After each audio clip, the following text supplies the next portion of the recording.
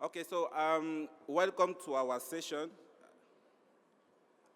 focusing on capacity building in Africa as part of the 2024 Cairo Water Week and Africa Water Week. My name is Patrice Lemeni. I work at AMCAO as a policy officer in charge of monitoring and reporting. So I'm delighted to be here. I'll be in charge of the moderation of this session.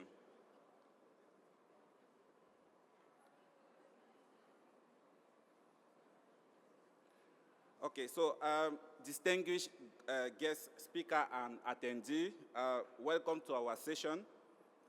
So water resource management is a critical challenge facing our continent, and strengthening our capacity to address this challenge is more important than ever. Today, we will explore our targeted training program. So we have 3 organizations focusing on capacity building. Skill development and knowledge transfer can enhance ability to manage water resource sustainability in face of climate change and other pressing issues. So our session objective, so we have around 4 objectives for this session. So we will discuss the outcome from both past and ongoing training program across Africa. We'll highlight the success story in capacity building efforts. So we have few trainees here. They will come and explain to us their experience going through this capacity building program and how this various training has strengthened their capacity and their organization. We'll also identify best practice and valuable lessons learned from these various initiatives. And we will introduce to some current capacity building initiatives in Africa. We have an excellent lineup of speakers. So we have 3 experienced speakers that will entertain us during this session. So I have the opportunity, the pleasure to call, we have the trip, we have Dr. Iman Nofal from the National Research Center.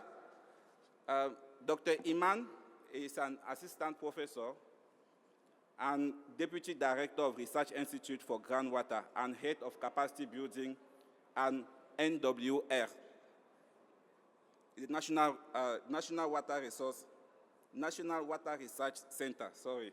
So Dr. Iman is an assistant professor and currently the Deputy Director at the Research Institute for Groundwater, National Water Research Center. She is also head of the Capacity Building Unit of the National Water Research Center. Dr. Iman has more than 20 years of working experience in hydrogeology, water resource management, groundwater management, and transport modeling. She has been team leader and coordinator of many national and international research projects. She holds a PhD and a master's degree in civil engineering, water resource planning and management from the Irrigation and Hydraulic Department Facility of Engineering, Cairo University. She also a member of many national and international committees. So it's a pleasure for me to call for Dr. Iman. She will come and make the presentation. Please, can we have a round of applause for Dr. Iman, please?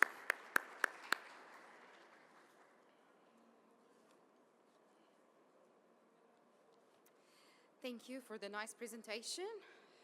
Okay. I'm today here on behalf of the National Water Research Center. I'm going to present the National Water Research Center a pioneering role in empowering the capacity building activities in Africa. The contents of the presentation will start with an introduction about the National Water Research Center and then tackling some of the water challenges in Africa and why do we need the capacity building, and then shed light on some of the legacy of the capacity building activities that NWRC has implemented in Africa, and presenting some of the key capacity building programs, and also at the end we will present some of the cooperation and collaboration activities that has been conducted through the years of working. Who are we? The National Water Research Center, for the people who don't know us. The National Water Research Center was established in 1979 as the research arm of the Ministry of Water Resources and Irrigation, with a vision to be the leading research entity in water science, with a major focus on developing sustainable and feasibility solutions to solve water resources management issues. And its mission is to be the center of excellence that possesses the knowledge and expertise in water resources dedicated to conduct applied research at the highest water policy making level. Our mandate in NWRC is to conduct applied research vital to the development, management, and protection of the water resources in Egypt, produce the scientific knowledge needed by the policymakers as well as public and private sectors, and conduct investigations and research related to the extension of agricultural land, and also leading the way in monitoring and assessing the status of the water in terms of quantity and quality. We're comprised of 12 institutes and a central lab, strategic unit, capacity building unit, GIS unit, and each one of these institutes serve in a specific major in the water science. These expertise are divided in many aspects in terms of river engineering, water resources, surface or groundwater, climate change and water quality, hydrological mapping, coastal engineering, hydrological studies, water and wastewater treatment, and of course new innovations like nanotechnology. We have in NWRC multidisciplinary specialization. We have civil engineers, we have chemists, agronomists, mechanical engineers, electrical engineers, geologists, biologists, and all these experts serve to lead the way in developing the water sustainability in Egypt. We have more than 400 specialists in NWRC. Now we'll move to the key water sector challenges that we're facing in Africa. I tried to collect the key factors. Of course, there are many, but to present some here, let's start with the first one, the water scarcity. Water scarcity is a key challenge in Africa, and also limited access to clean water and sanitation. That's why it's one of the Sustainable Development Goals that we're all working to achieve, and also the impact of climate change and extreme weather, moving to the over-exploitation of groundwater, which is a very important challenge that we have to work to find a sustainable solution for it.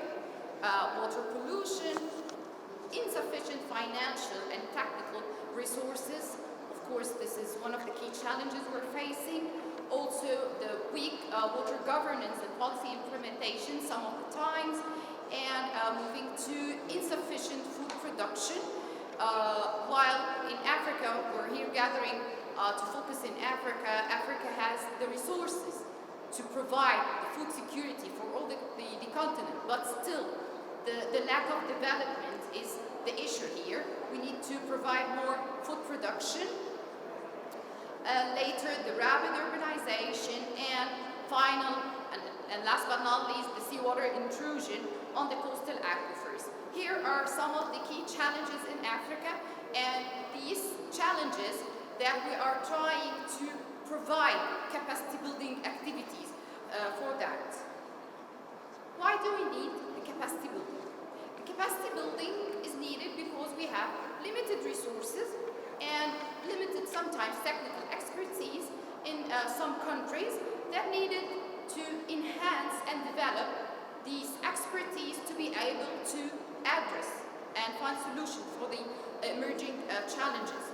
And of course, since the capacity building and the knowledge is the cornerstone for the sustainable water management in Egypt, regular and comprehensive training needs assessment is always the key to achieve the sustainable development of the water professionals. NWRC has a very long and rich legacy in the field of water professionals and providing capacity building in Africa, starting with the Regional Training Center, the RTC. The RTC was established in 1995, aiming to offer the training and capacity for water professionals within the region. It serves several types, starting from 3-month diplomas to short tailored courses, and it is fully occupied, accommodation, facilities, restaurant, modern classroom, in order to provide the optimal environment and enhance the effectiveness and benefits of the capacity building activities. The RTC was, until now, it hosted around 1,800 water professionals along the years of working, providing diverse training programs designed to address local as well as regional water challenges, strategically focusing on Africa. It focuses its work on providing the African water professionals with tools and applied expertise needed to address water challenges. We also have within the NWRC the capacity building units, where it's mandated to enhance the capacity in line with the national plans and SDGs, ensuring that the NWRC's role in addressing the water challenges and fostering sustainable development is achieved. It also works toward sharing the knowledge and expertise developed within the NWRC with the demand-driven approach, where it provides different training courses, including specialized training courses, on-job training, and tailor-made programs. The CBU also aims to secure the applied research project grants throughout collaboration with universities and international organizations. The CBU works in 3 pillars. It provides seminars and webinars, provides technical training courses, as well as providing undergraduate training courses for the young water professionals still studying. These are samples of the activities that were conducted within the CBU conferences. Now, following to the key capacity building programs in Africa. Of course, we cannot now present all the activities that we've done since 1995, but we've gathered some of the key essential programs that were conducted throughout the years. Let's start with the first outstanding program that we have. It's a 3-month diploma. It started in 1996 until now. This was initially started with the cooperation and partnership with UNESCO IHE, starting with a Dutch-Egyptian fund, but for years now it's fully funded from the Egyptian government. It tackles the hydraulic engineering in river basin. It's a prestigious, actually, diploma, and alumni within these diploma are still contacting and in touch, and they have achieved several and very good positions within the water field careers. Moving to another one, it's also one of the outstanding, it's 2-month training program started from 1999 till now. It tackles the environmental hydrology for arid and semi-arid regions, also with partnership with UNESCO IHE, and the same starting with the Dutch and now with Egyptian sponsorship. We have various programs. This one, for example, tackles the appropriate management of land and water resources for effectiveness utilization in arid and semi-arid region. It's a short course, started from 2009 until now. It's fully funded from Egypt. Another one is the water quality and evaluation. It tackles not only the theoretical part, but also embedding the applied and the practical experience within the NWRC to be gained and transferred to the participants in this training course. It was taking place from 2018 until 2020. Another one is the environmental impact assessment for water projects, also a short course, and another one with one of the key aspects of research that we're all working in Africa. It's the water energy food nexus in order to reach the sustainable development. And some technical aspects were embedded in that course. It's design and calibration and operation of the hydraulic structures. That one is just a very recent one. We have to elaborate more on that one. It's the sustainable solution to face challenges and secure future water, because it emerges all the new challenges we're facing here in Africa nowadays. Moving to this one, this program was just initiated and conducted last month. It was collaborated with the Sea Clear project that is already partnering with us here in the session, funded from the USAID. It's a professional certificate, 3 weeks certificate, 3 weeks diploma, where it, in this round, it hosted 30 participants from African countries to tackle how to sustain the management of the groundwater resources under the impact of the climate change now, and how to adapt that in Africa.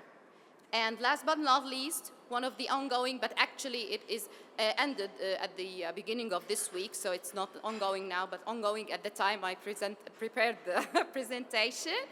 That one is tackling the hydrographic surveying, velocity discharge measurements in river.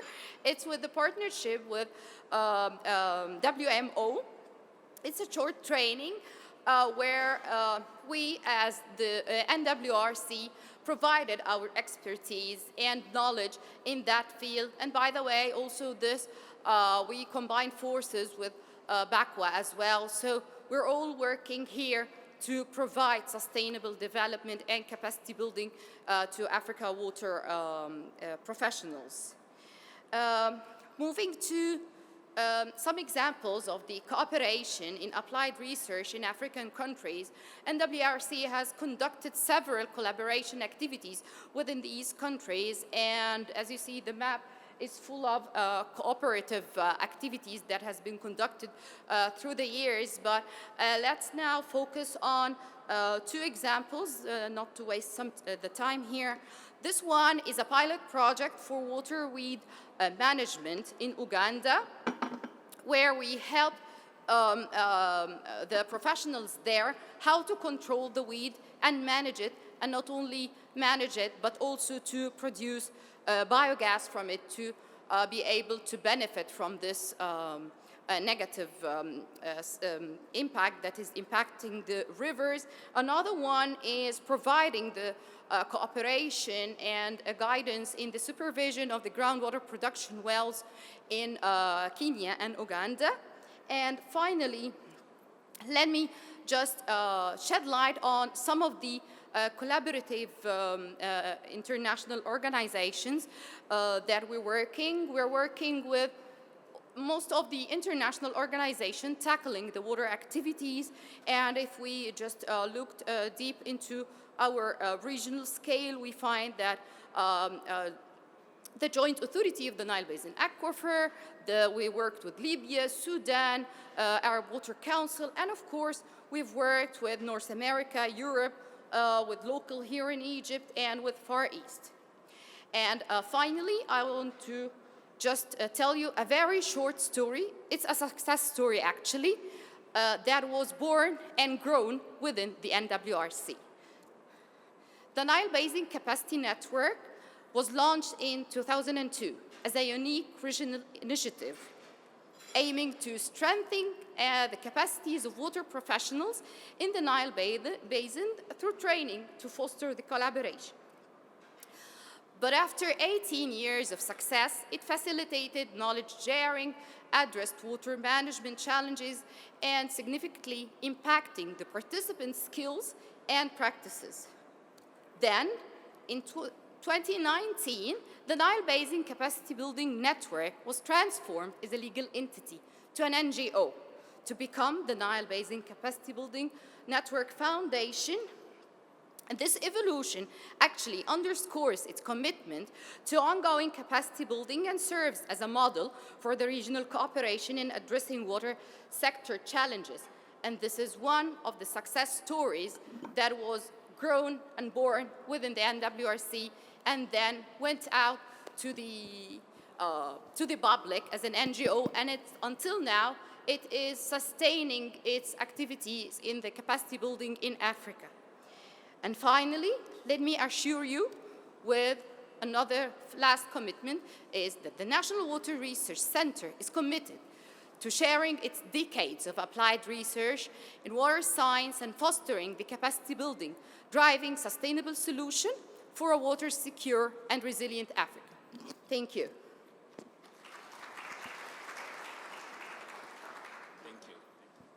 Thank you very much, Dr. Iman, for this presentation of what the National Water Research Center is doing. So from her presentation, I picked that it's a critical hub for water resource management in Africa. She has highlighted some of the area they are addressing within the water sector. I think it was around 10 challenges that the center is trying to address. And a few months ago, we also conducted a need assessment across 6 countries in Africa, include our island, the small island. And one of the issues that was highlighted during the capacity building are part of what Dr. Iman has presented as what they are what they are addressing within their center. So the center also has around 12 research institutes and specialized unit, and a track record of capacity building. I think they have trained so far around 1,800 trainees, water professionals across the continent. And she also presented one of the success stories from the center, which is the Nile Basin Capacity Network. So we have 2 presentations. So thank you again, Dr. Iman, for the insight presentation, and it's giving us the opportunity to know what her center is doing within Egypt, but also how they are supporting other African countries within the area of capacity building into the water resource management. So for our presentation, I forgot to mention that we have other 2 presentations. Then we have a panel discussion, and after the panel discussion, we open the floor to the question to the participant. So our next speaker is Engineer Amani Isan. I'm sorry if Engineer Amani Isan from the African Center for Water and Climate Adaptation.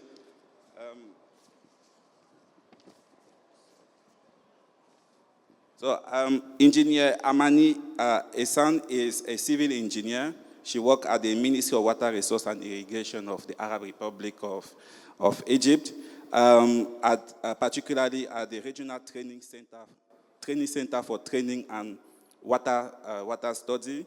Amani has around 15 years of experience in the field of water resource and irrigation.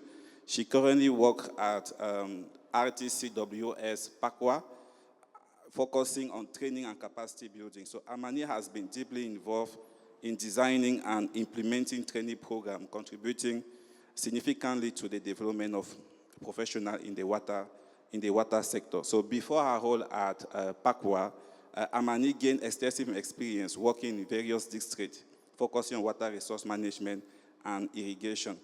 So her expertise span across practical fieldwork and educational training. So please, can we just give a round of applause to Engineer Amani Isan? Thank you. So you have 10 minutes. Okay. Good morning, everyone. It's It's my honor today to present the PACWA presentation titled Activities of PACWA in Capacity Building and Enhancing Sustainability on behalf of Dr. Salwa Abu Laila, the head of the Pan-African Center. Welcome all of you, and allow me to start the presentation.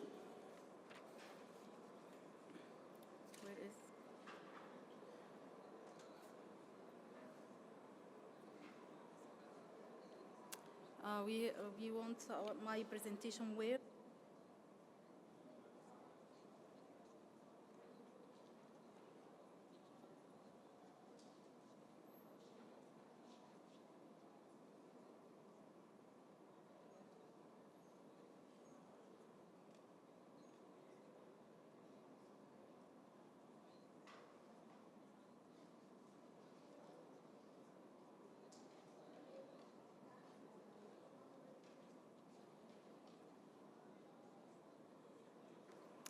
Please, okay. Here I can begin with an overview of the contents. This presentation will cover the history of the training center, the achievements and the current activities we were involved in, as well as PACWA future plan.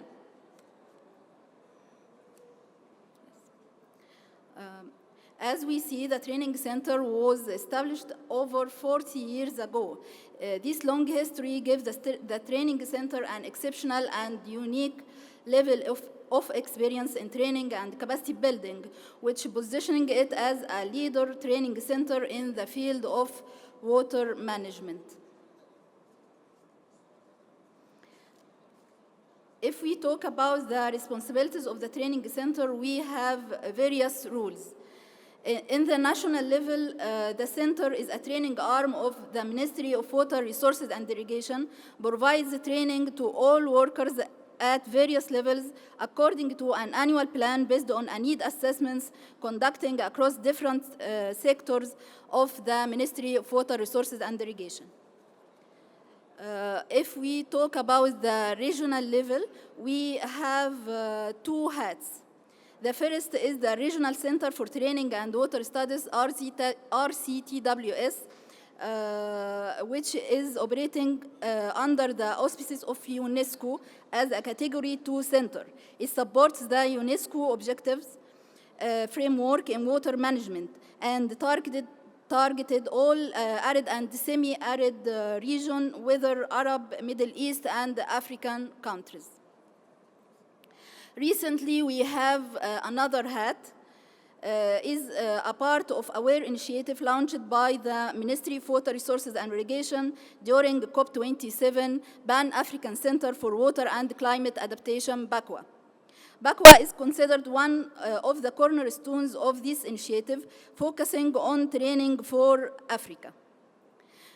But in fact, all these responsibilities and hats are integrated with each other, with one foundation, which is capacity building and training.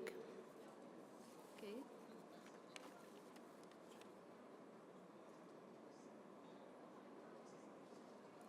Yes, I have mentioned that PACWA was launched as a part of the AWARE initiative.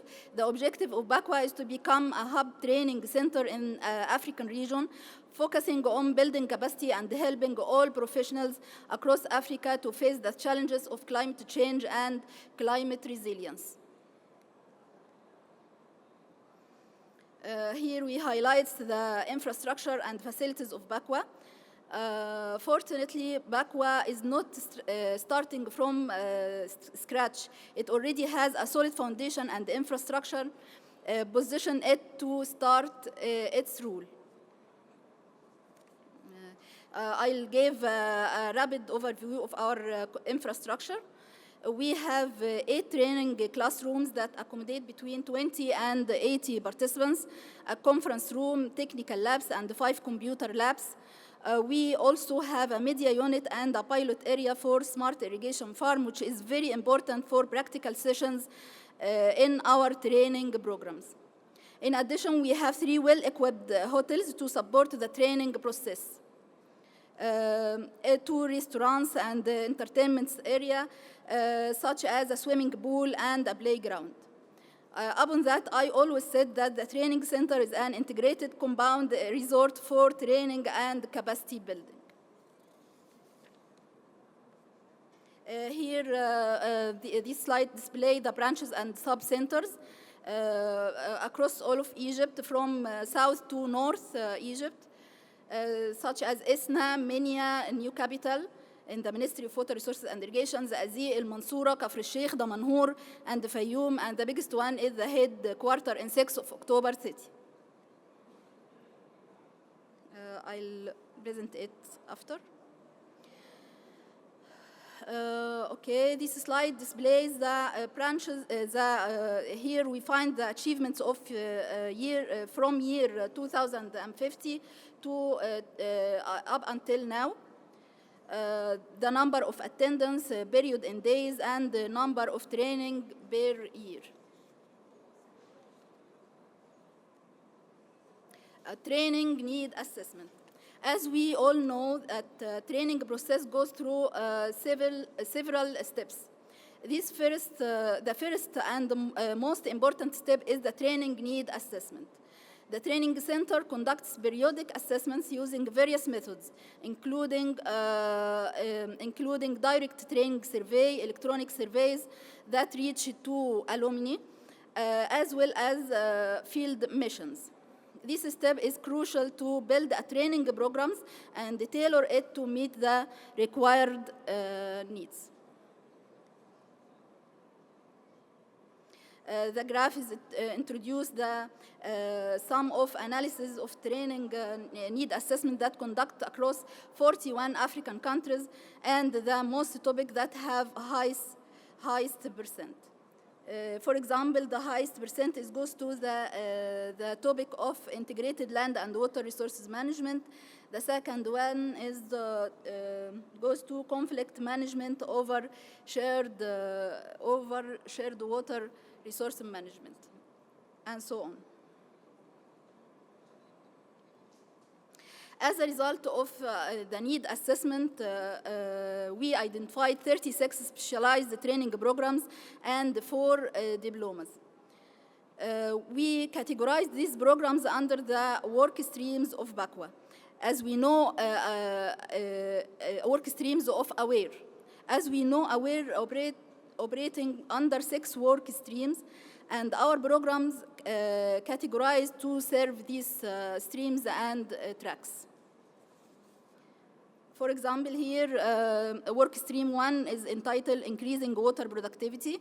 This program will serve in this work stream, and the similar is in these slides. Okay.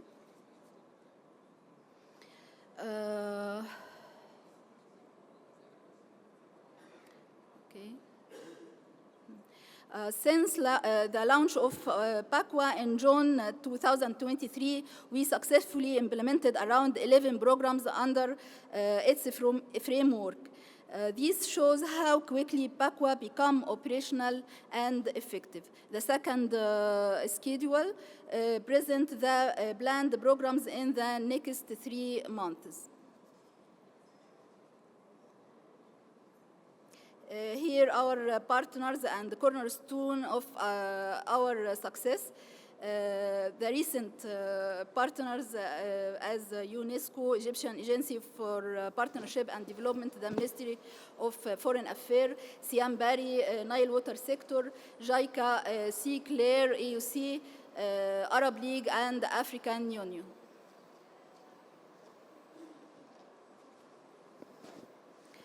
Here we focus on BACWA's future plan. As mentioned before, we have identified 36 training programs which BACWA aims to deliver it over the next 3 years, targeting around 3,000 participants from African countries. In addition to, BACWA has also launched 4 essential diploma in highly sufficient fields and plan to organize them annually. The most of modules conducted by online method, and the last one will conduct by face-to-face training. The topics is in GIS, Integrated Water Resource Management, Hydrology, and Morphology Surveying. It's worth to mention that PACWA started to implement the first two diploma 1 month ago, including about 14 participants from Uganda and DRC.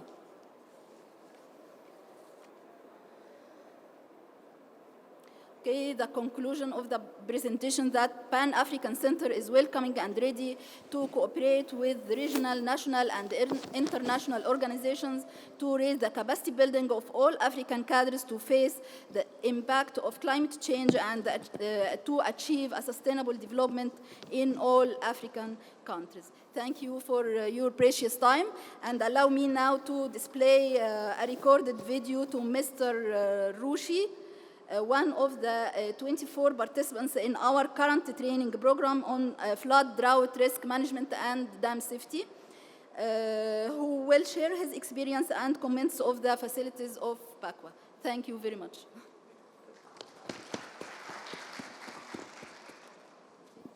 Thank you very much, Engineer Mani, for this presentation. So she has presented the PACWA initiative, the RCTWS as well. So, okay, before summarizing, we will just also listen to the recording.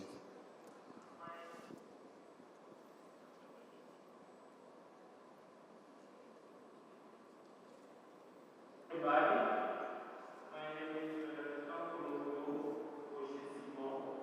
I am a chemical engineer in Environment and Sustainable Development Ministry, DRC, Congo. I had the privilege to participate in training course, which is titled Flood, Drought, Risk Management, and Dam Safety, held in Egypt from October 5th to 8th, 2024. I would like to express my sincere gratitude to the Egyptian government, the Nile Water System, and PACWA for providing this valuable opportunity to participate in such important program and see our capacity in water management.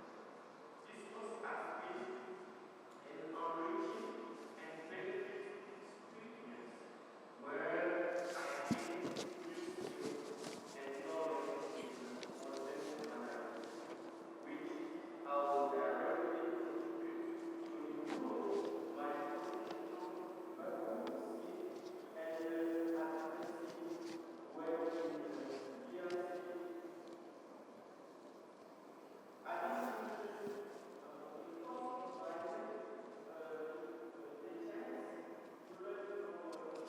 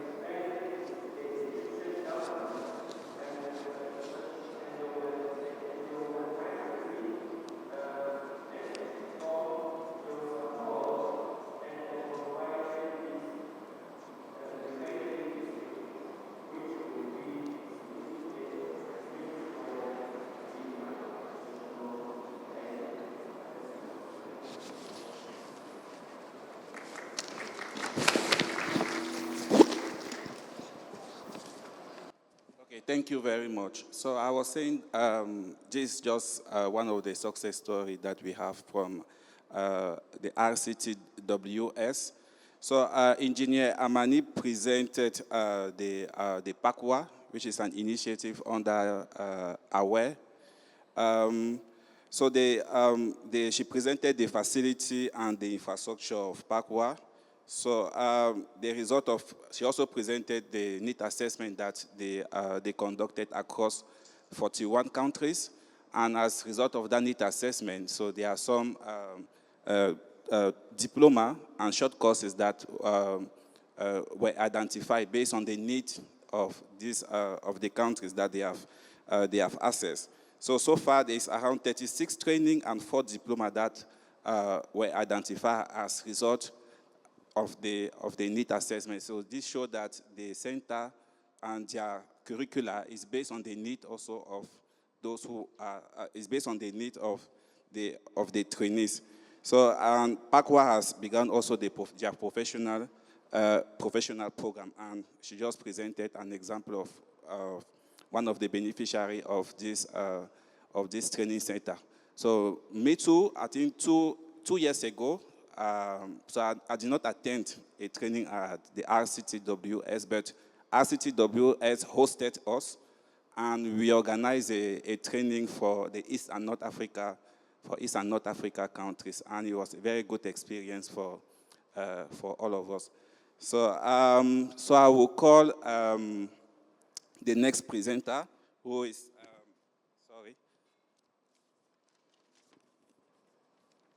the next presenter is Dr. Yasmin Abdel Maksoud. She works at the American University of Cairo. She's a chemical engineer, graduate from Faculty of Engineering of the Cairo University. She holds a PhD in environmental engineering from AUC, with AUC is the American University of Cairo, not African Union Commission, with specialization in water and wastewater treatment. So she has more than 20 years of experience. She's a certified consultant in implementing environmental management system, ISO 14001, and she has conducted a lot of environmental impact assessment. So currently, she is a technical manager for the Center of Applied Research on the Environment and Sustainability at the American University of Cairo, and acting as the Senior Technical Director of the Cairo Center for Learning and Excellence on Adaptation and Patience. So it's my honor to call Dr. Yasmin to come and make us a small presentation on the initiative of the American University of Cairo. Thank you.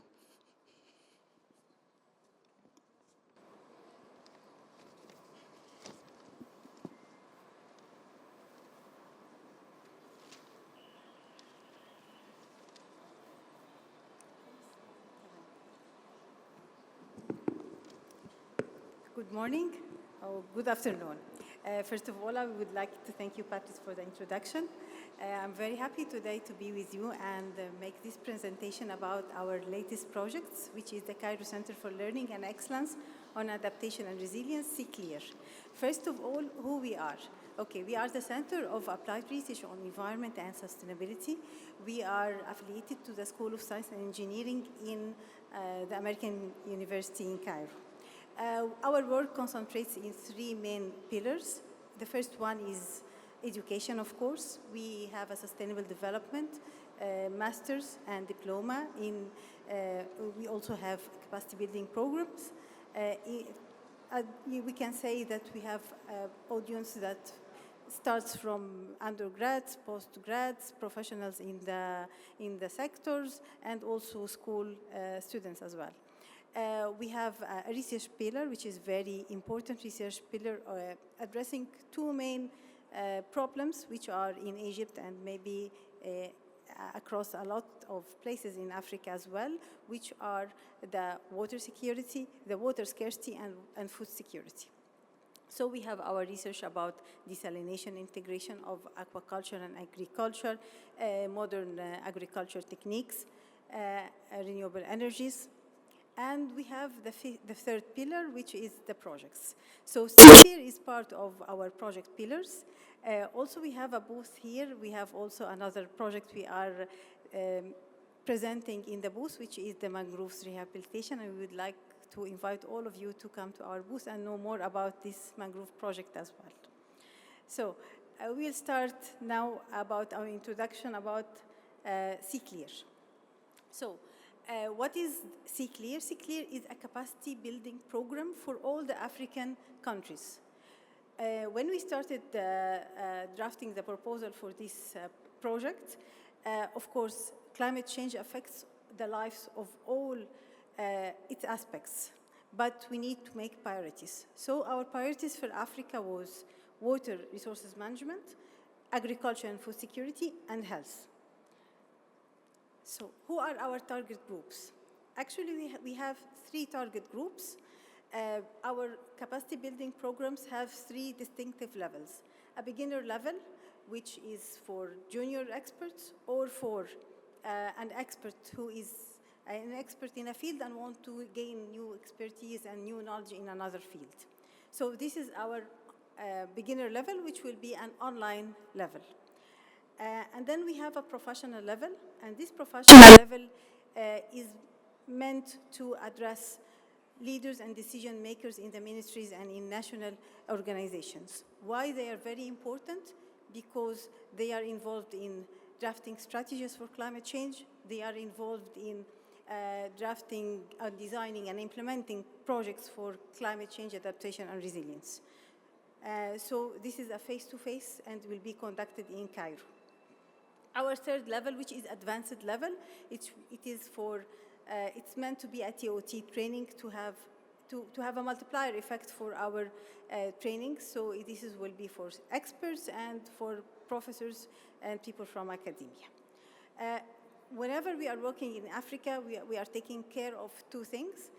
Of course, we need to have a gender mainstreaming of all our activities, and also we know that Africa have a lot of conflicts sometimes, and we need to be sensitive in our approach. So our project approach is practical. What we are addressing are Africa's problems. Africa challenge in these 3 sectors. Innovative, in all our programs, we rely on field visits, practical hands-on case studies to foster the learning and understanding of the topics we are delivering. And collaborative, of course. There's a lot of capacity building programs nationally and regionally and globally. So we are collaborating nationally and internationally with other organizations. Our project has 3 distinctive phases. Of course, a need assessment. We would like to know what is really needed, what is there, and what is the gap, and what are the priorities for the training courses. The second one is the capacity building itself, developing the curricula and implementing the programs itself. And the last one is the interactive learning and exchange platform to have a sustainable effect of this training programs through collaborative projects with our alumni. Our project have 5 main objectives.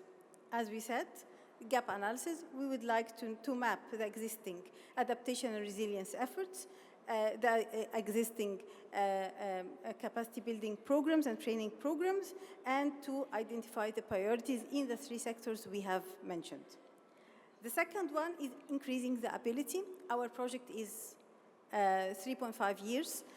Through these 3.5 years, we will have 18 courses. These 18 courses will be divided between the 3 levels we have mentioned. Plus 5 regional workshops, intensive workshops. We will go and do it in 5 African countries. The TOT is, the knowledge transfer is a core of our objectives. through, of course, the TOT program, and as well through even the professional programs. Whenever we do a training, we ask the participants to transfer their knowledge to at least 3 of their colleagues, so that we have at least an impact in their institutions. Our fourth objective, as we mentioned, the platform and having an alumni of our CCLEAR participants, whether they are online or face-to-face participants. And our fifth objective is the improvement, physical improvement on the ground. And this can be done through our alumni who can be involved in designing and funding acquisition for projects in for their countries in the area of climate change adaptation and resilience. What we will do, we'll help them with templates for bankable projects and developing bankable projects as examples with them. So these are our objectives. In numbers, we can say that we have to reach 2,000 participants in the coming 3 years. About 700 of them will be face-to-face, the others will be online. This will reach the number of institutions we would like to impact by this capacity building program is a minimum of 100 institutions, and we aim to have 50% of this as females. I will briefly talk about the gap analysis phase we were conducting, and also I will give an update about one of the recent programs, training programs we have delivered last September. Okay, when we said, okay, we need to have a gap analysis, of course we cannot address all Africa. This will take from us a very long time. So we have divided Africa into 6 distinctive parts. Each part of them, we can say that each part have similar geographical, we can say that they are similar geographical conditions. They share similar challenges from the perspective of climate change. So we have the North Hub in the west. Our node is Morocco, and we have the Western Hub, Nigeria. We have the Central Hub, DRC, and we have the South Hub, South Africa, the Eastern Hub, Tanzania, and of course Egypt as the northeast and implementing country. In the gap analysis, we have 3 distinctive phases. The first one is the data collection, of course. The second one is the data analysis, benchmarking, and capability maturity modeling. The phase 3 is gap identification and validation of the results of the gap analysis. In the desk research, we have highlighted many indicators to understand all the African countries. One of the indicators was very important to us to identify the gender gap index. Also, since we are relying on online, so we needed to know the percentage of internet users in the countries and the average net speed. Also, from the perspective of climate change, we needed to know the initiatives taken to combat climate change, and also the status of their submissions of their NDCs and LTS and this sort of reports. After this, after having the desk research, we started with stakeholder engagement to know more about their priorities. So the stakeholder engagement have 3 phases with us. Of course, introductory meetings with the relevant ministries, and then a gap analysis stakeholder meeting. Normally, we have representatives from the environment, from the agriculture, from the water resources, and from the higher education. And then we validate or have more focus groups in country field visits. We visited Morocco, visited DRC, and we also have a survey, which is the Training Priorities Survey, where we identified 9 priorities. And actually, if you go stop by our booth, you can have this survey, and it will be very important for us that you can scan the QR code and make your filling the survey so that we have your emails. Once we have any updates about any coming programs, you will be notified through our newsletter. So please, I ask Yani after the session, please go and have your QR codes from our booth. We are here on the left, Yani, we're not far. Okay. Similarly, in the agriculture sector, we have identified 9 priority areas, and in the health sectors, we have identified 7 priority areas. So this is a training survey I am telling you about, and this would be very helpful for us that you can fill it. One of the things that we came across doing our gap analysis scoping meetings is the French barrier. And actually, according to this, we introduced a part of translating of the modules or some of the modules to French in order to have a bigger outreach, especially when we are applying the TOT training or when our participants from TOT training are going to help others in their countries. I'll give you our approach when we are designing the African focused adaptation training curriculum for the professional development. Actually, and this is this was applied in our first certificate. We start, of course, with a basic knowledge, a module on a basic knowledge. The second is the climate change effects and impacts on the sector we are addressing or on the topic we are addressing, and then an adaptation technique that is helpful for combating the climate change effects, and a modeling or a software skill, and finally a soft skill. Why we have this? Because our ultimate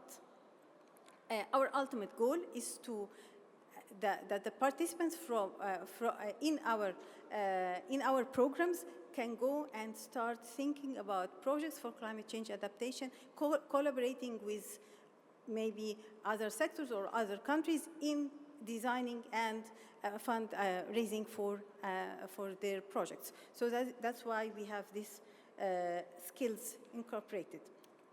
Our first professional certificate was groundwater resources management. Why we chose it? Because even if groundwater is for water scarce areas in Africa, it's very important, and for areas where water is still abundant, however, pollution and pathogens in the surface water make the dependence on groundwater very important. And as we said, we applied the five modules. So we have these modules included. Especially, we have the management of transboundary aquifers, conflict resolution as part of this. And actually, I can say, this were some of our pictures from this. We had 29 participants from 10 countries. We have 45% of them from women. And we are going to have a second call, actually, that will be starting on 30th of November. It's also on groundwater, but we are addressing another 10 countries so that we have a wide outreach in Africa. And I thank you. And before handing the microphone, I will tell you that we are going to have a small, maybe questions, because we are asking about what sort of trainings people need or people want. So we'll have a QR code here, and please, if you have an internet connection, help us in this.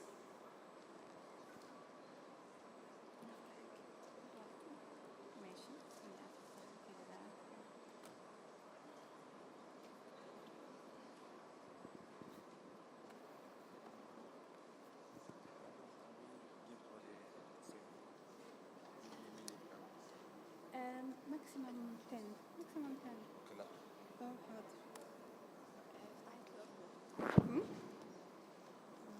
أنا فاتحة الهوتسبوت.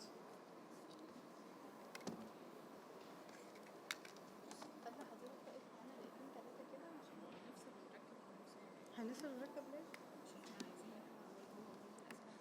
هتشتغل على طول؟ إن شاء الله. أهي. أوكي. ماشي استني بس هنفتح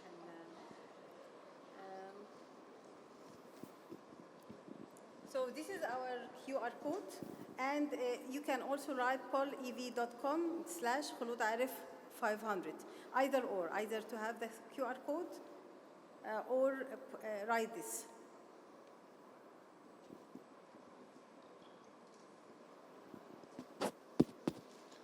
Please, can you assist with the survey? So there is a QR code. So you try to copy the QR code. So you can use the camera of your phone and you will see the link. You use the camera of your phone, you direct it to the screen, and then you will see a link appearing on your phone. So we have less than 10 minutes for this poll, please.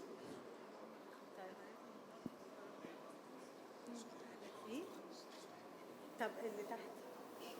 طب منار معاها ورق. ممكن توزعه. And if you are facing any challenge, so you can see one of the staff here. They will assist you, please. So there is somebody.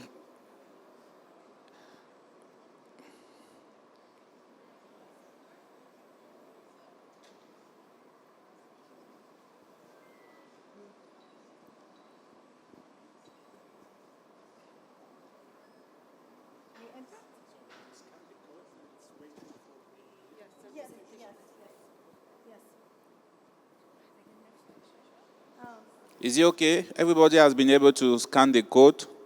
Can we move to the next? Yes, sure.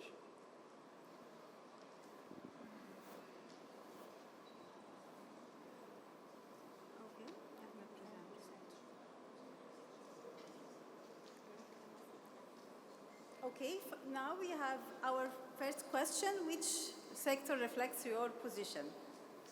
Okay. Can we see on the screen the question? Or Yes. it's not possible.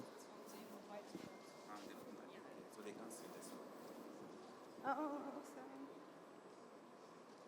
Okay, احنا عايزين نوريهم دي. هقفل ده بقى.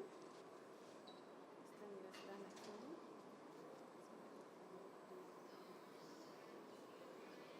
افتح بس ولا نقفله بس.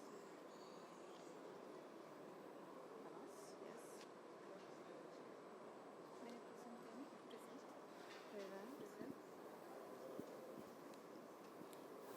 Okay, but still we are having 28 minutes, so 100% of the people here are water resources management, so far.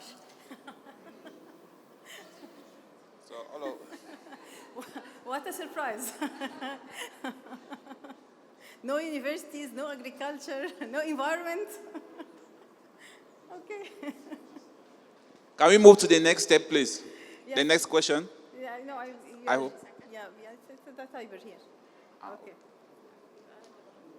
Okay, so our next question is about the main challenges your country face in the water sector.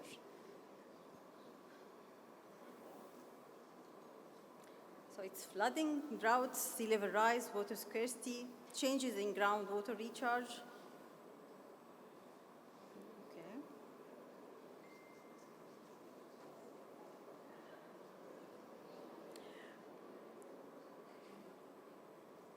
Okay. Okay, my colleague Manar is recording these percentages. In our Q&A, I will ask you, what else was not included here if someone have another aspect or he sees that we need to include as well. Okay, which country has the highest number of drought events in Africa between 2010 and 2022? There is an award for the person who.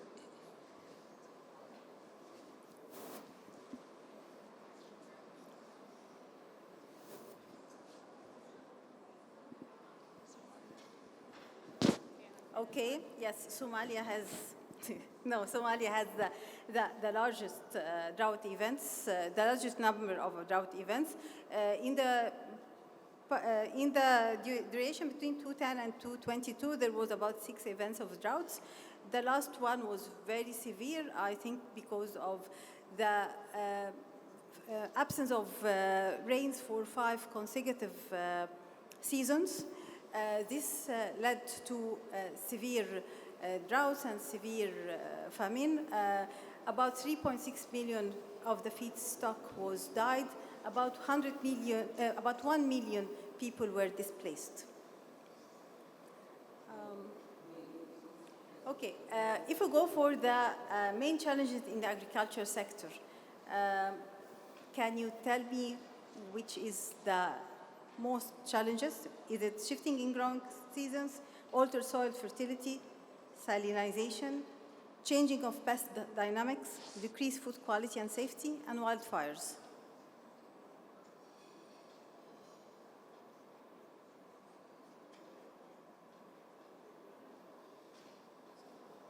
Okay, we have the 69% for soil salinization. Okay, according to the 2022 Global Hunger Index, do you think how many countries in Africa out of the 54 countries have a serious Global Hunger Index?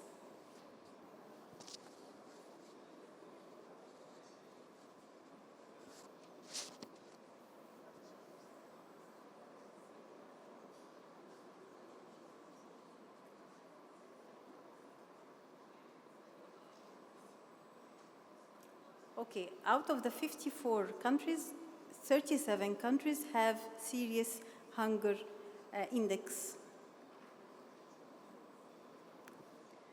Okay, what are the main challenges you think it is in the health sector?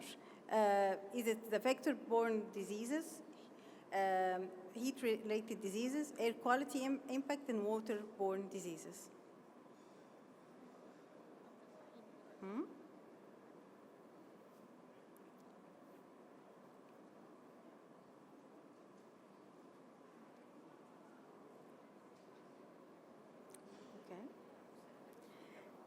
Actually, if we look at the hospitals, we can see that 50% of the beds are occupied with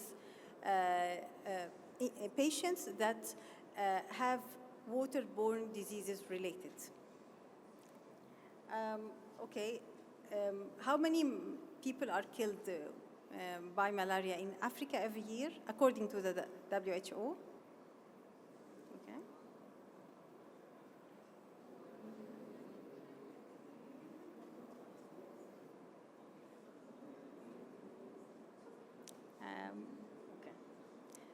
Actually, the right number is 600,000, but of course, due to climate change, this number is increasing. Okay, now I'm asking about the training format. People like face-to-face, online, or hybrid?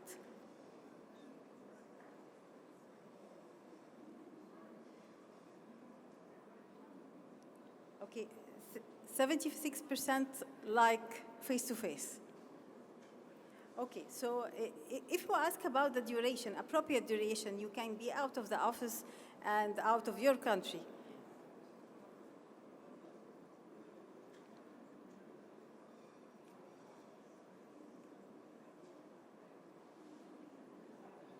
Yeah, it's a pleasure to be out of the office, whatever the duration is. Okay, our last question about the appropriate duration for online training. And this is a little bit tricky for us, and we would like to know if it's better to have a long day, 6 hours once a week, or 3 hours twice a week, or 2 hours 3 times a week.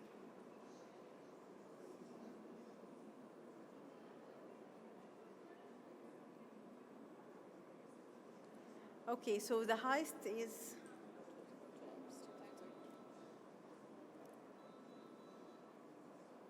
it's the 2 hours 3 times per week. I would like to thank you all for participating in the poll, and I would like to thank you all for your attendance. Thank you.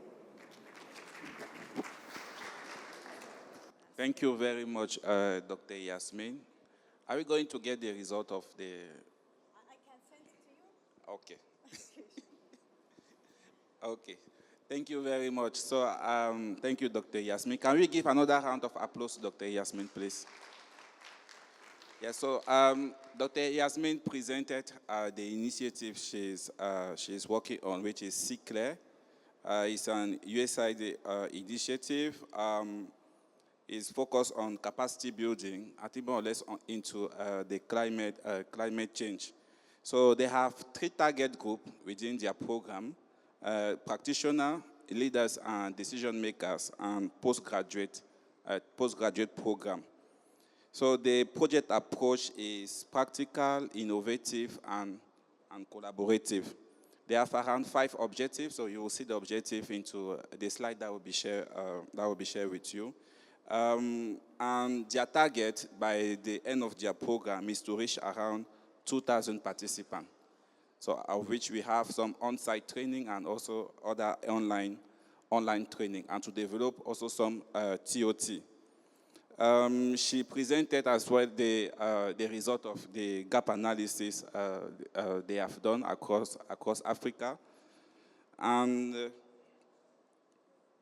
they have started with their professional certificate on groundwater, and the next round will be on 30th of November to 21st of December. So for those who want more information about how to benefit from the program and all that, so you can discuss with Dr. Yasmin at the end of this program. So we have, so far we have 3 presentations from Dr. Yasmin, Engineer Amani, and Dr. Iman.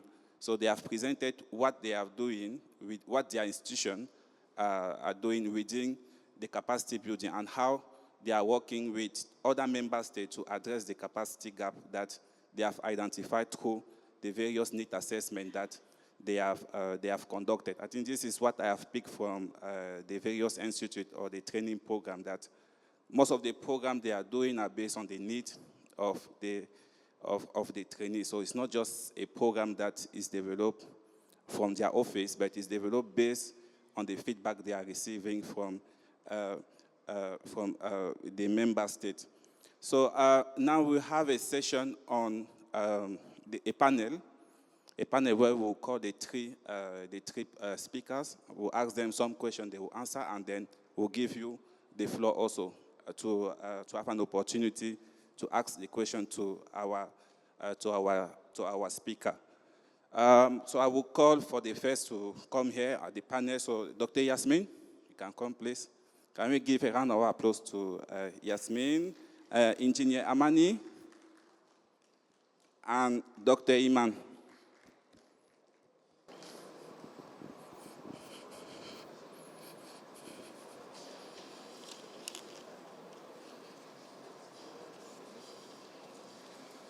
Take the question now.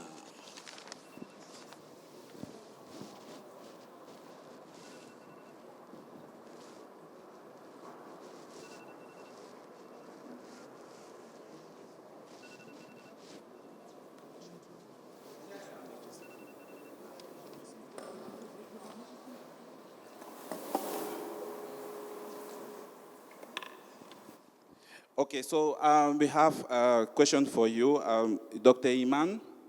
How do you ensure that the training program, evolved to address emerging challenge like climate change and rapid urbanization? Can you share an example of how you have adapted your curricula in the recent year? Thank you. Thank you. It's a nice question, actually.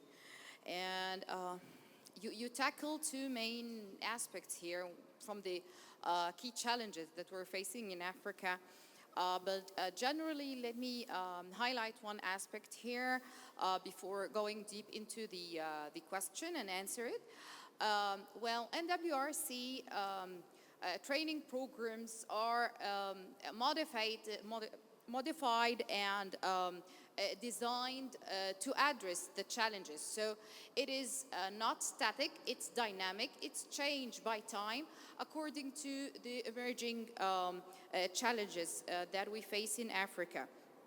And if we tackle, for example, the climate change is tackled in many of the NWRC courses. For example, for the course that we were providing, the sustainable solution to face challenges at secure water for Africa.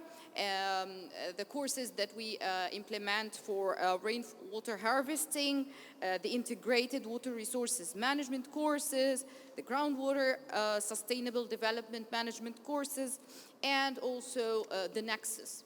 The Nexus is one of the aspects and one of the key courses that address also the impact of climate change.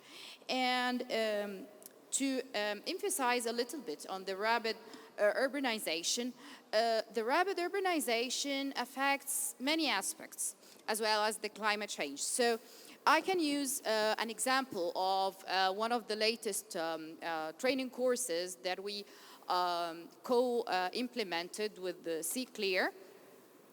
This course actually integrated the impact of climate change and the rapid urbanization through the content that we developed. Because throughout the course, we had a working group workshop where we let the participants divided into groups according to their sector in Africa, West Africa, Middle Africa, East Africa, and so on.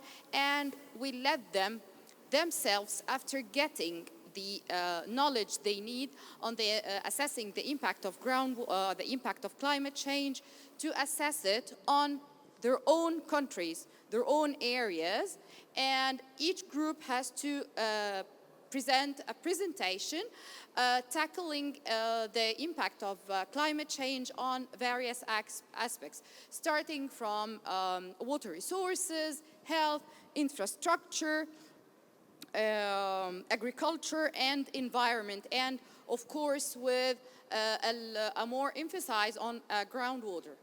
And also, in the same course, we tackled a part that concentrate on the urban, the extent urbanization that taking place. We embedded also on-job training, groundwater modeling, where the case study involved an area where there is rapid urbanization, and this rapid urbanization actually impacts the system by various aspects. It impacts the groundwater quality, it deteriorates the quality and contaminates the aquifer, but as well as it can make the water table increase, causing problems in water logging, problems for infrastructure. So we made the participants themselves work through an on-job training, a real exercise with real data, and let them design the options on how to solve this problem. So they experienced the problem, and they themselves experienced also how to solve it with various solutions, and present it and see the difference. So these are examples of how we deal in designing our courses in NWRC. I hope this covers the answer. Thank you. Yes, thank you. It's covered very well. So I wanted to ask another question, but I think it may be later because your response has generated another question for me. But I will go to Engineer Amani. Engineer Amani, okay, what has been the most effective approach for ensuring that the knowledge gained in training program translates into really what impact in participant home countries?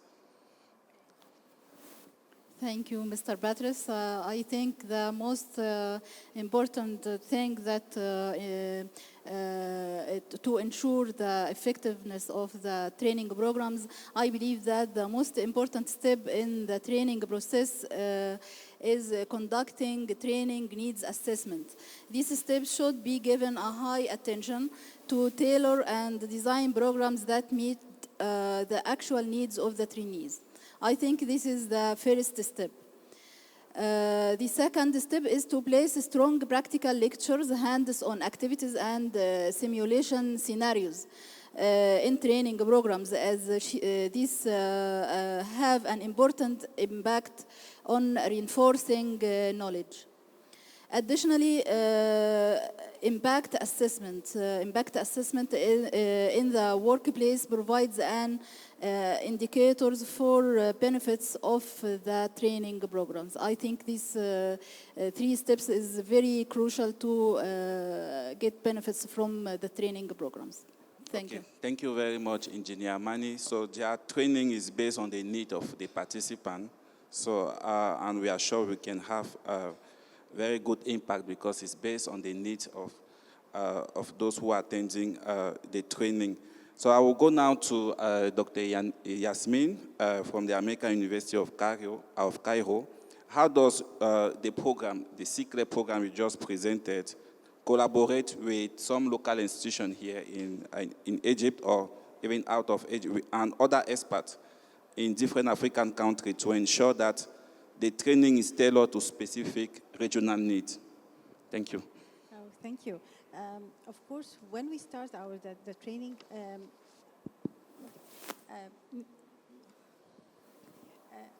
first of all, when we start designing the training programs, we don't want to duplicate a program that is already there. So this is the first thing we would like to make sure of. Second, when we start the design, we have an intended learning outcomes out of this program. And as we mentioned before, the ultimate is to aid the participants to have design and implement projects on the ground that can face or can combat climate change through adaptation and resilience. When we started our program here, actually, we started visiting and meeting and discussing with a lot of organizations that have capacity building roles. Two distinguished entities are the National Water Research Center and the Regional Training Center, which are affiliated to the ministry. And we started our first groundwater resource management with collaboration with them, based on their knowledge and expertise for training of African candidates before. And for whenever we are addressing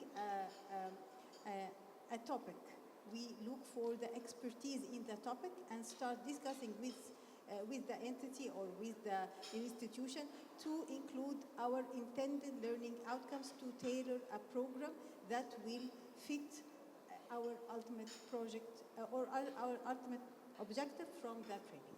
Thank you. Okay, thank you very much, Dr. Yasmin. So I think we have heard what they have said regarding their training. So most of the training that their institution and organization are doing are based on the need of the participants. So we'll give now the opportunity to you if you want to ask some question to our speaker. So you can also ask in French. So if you have francophone in the meeting room. I received one question addressed to Dr. Yasmin. So any other question, please? Yes. Okay, so Dr. Yasmin, I think somebody has sent me a question for you. We need to know more about CARES, C-A-R-E-S, and its impact in the field of climate change and sustainability. This is one of the questions I received. Thank you. Okay, we are CARES, as I briefly mentioned, we are a research center. We have a research focus on desalination with many techniques, forward osmosis and reverse osmosis. We have a membrane fabrication research unit. We work with agriculture, aquaculture integration, modern soilless techniques like sandponics, aquaponics, and we have recirculating aquaculture systems. We have facilities that are made unique in the Middle East. We have a long list of applications, and if you visit our booth, you can find a QR code to reach us on social media. We have our projects section. One of them is See Clear, and we work in another project, which is the mangrove rehabilitation. This is a nature-based solution project that aims to address climate change and combat climate change through rehabilitation of mangroves and empowering of local communities through awareness and through developing eco-businesses around the mangroves. So this is in brief CARES, but we'll be very happy to share our social media links with you on our booth. Okay, thank you very much, Dr. Yasmin. Any other question before we conclude? Yes, please.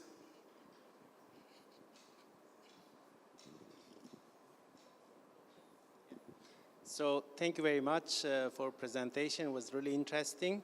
My name is Emre Engin. I'm working with the UN Habitat on Global Water Operator Partnership.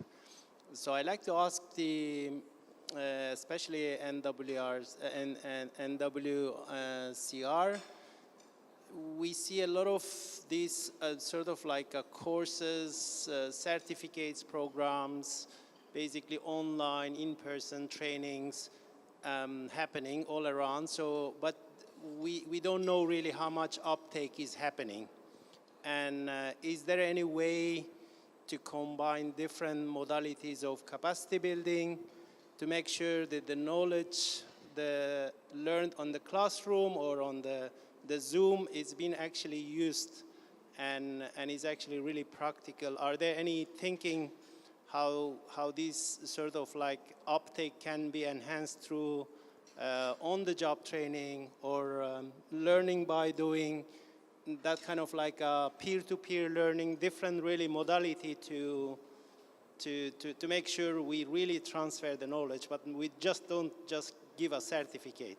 Thank you.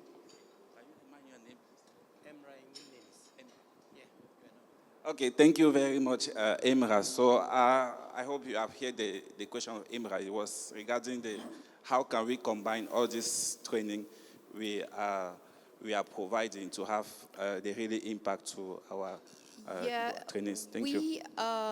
We at NWRC is having an agenda for some of these fixed timing of diplomas. But we also have a network. We keep the link between our alumni. We are there always for giving them support, any technical support in the terms of content that were developed. But I want to highlight something here, that the training courses, most of them are physical.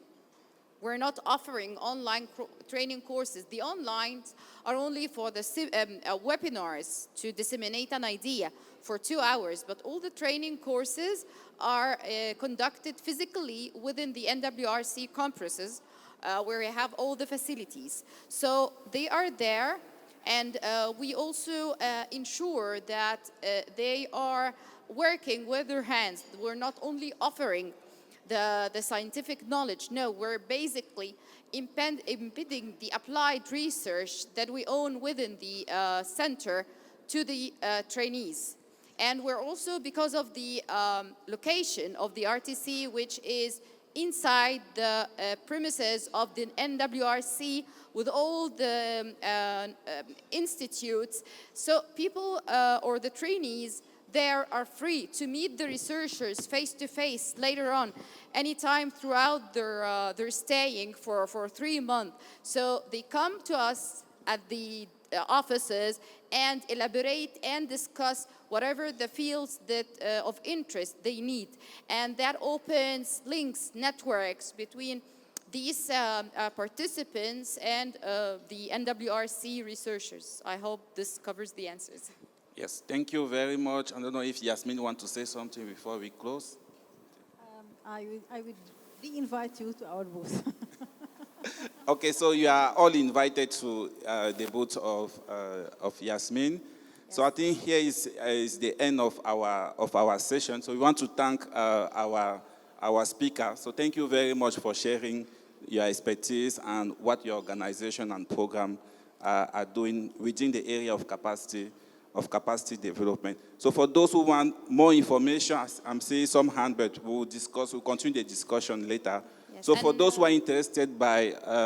and I can Okay, invite them all also, because our booths are together. The NWRC booth and the CCLR booth are just together here at the left. So you're also invited to check our activities and our institute and all the capacity building activities that we've conducted within the center.